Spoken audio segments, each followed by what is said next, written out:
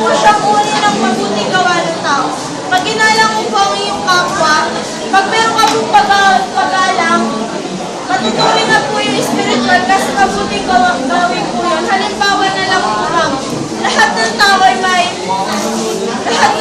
kanya-kanyang abilidad. Lahat po ng tao may kanya-kanyang kaalaman. Dapat po natin igalang yun kasi ma'am, hindi natin igagalang yun, maaaring magkagulo sa ating mundo. At saka ma'am, kung hindi natin igagalang, halimbawa po ma'am, mapagkakaiba ng mga tao, hindi natin igagalang.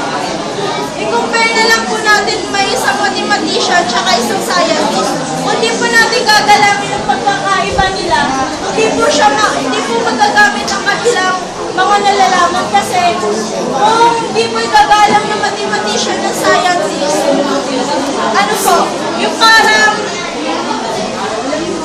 pagkakaiba po nila ma'am, pag di ginalang, hindi magagamit kasi hindi mabubuo ang isang magandang mundo o ang isang magandang komunikasyon kung hindi mo gagalangin ang bawat pagkakaiba kasi hindi po maaaring mabuo ang isang mundo na puro mathematics lang. Hindi rin naman po mabubuo ang isang mundo pag walang science. Kaya po kailangan po natin igalang ang bawat isa. Kaya po pumapasok po yung spiritual kasi ang pag-alang ay isang mabuting gawa.